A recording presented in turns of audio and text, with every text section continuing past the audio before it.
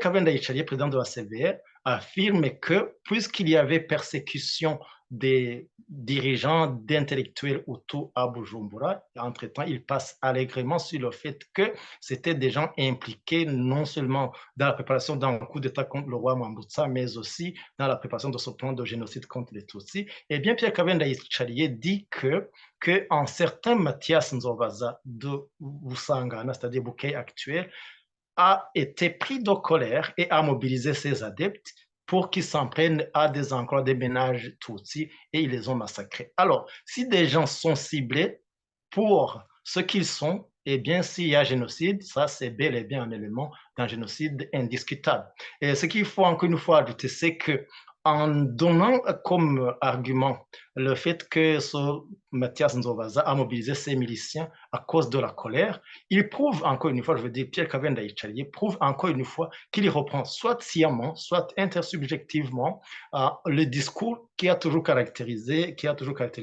et les génocidaires et les apologues du génocide, et ce depuis 1938. Je cite ici le cas de Kristallnacht, la nuit de Kristall, comme on le dit en français. Quand, en 1938, je crois le 8 ou 9 novembre,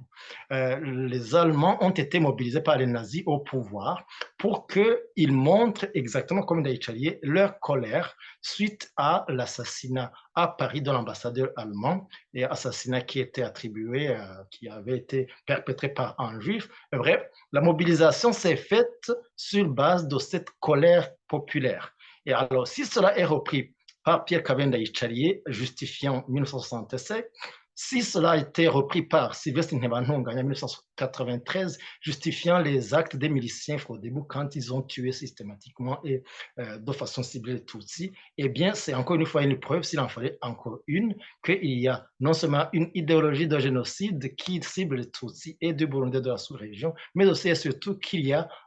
de l'autre côté un reflet des preuves dans le discours des apologues et des acteurs, ou si nous voulons rester mesurés dans nos paroles, dans le discours des présumés acteurs. C'est également l'occasion de signaler d'autres aberrations que Pierre Kavenda Ichalie a avancées hier, croyant donner des preuves irréfutables de l'existence de ce prétendu génocide contre les Hutus. Je citerai notamment le fait qu'il insiste beaucoup, et ce n'est pas la première fois, sur le rôle présumé du pouvoir dans ce soi-disant génocide des Hutus, bien dans cette préparation de cette persécution, de cette élimination qu'il allègue. Eh bien, il est important de rappeler que parmi les 5 éléments constitutifs du crime de génocide,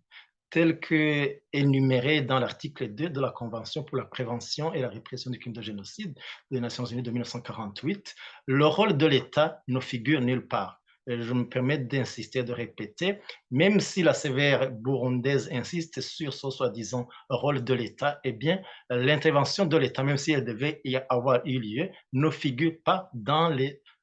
éléments constitutifs du crime de génocide. Ça, c'est la deuxième aberration. La troisième, qui n'est pas des moindres, c'est que remontant à 1965, parce que c'est encore une fois une de ces dates qu'il a touchées hier dans son rapport,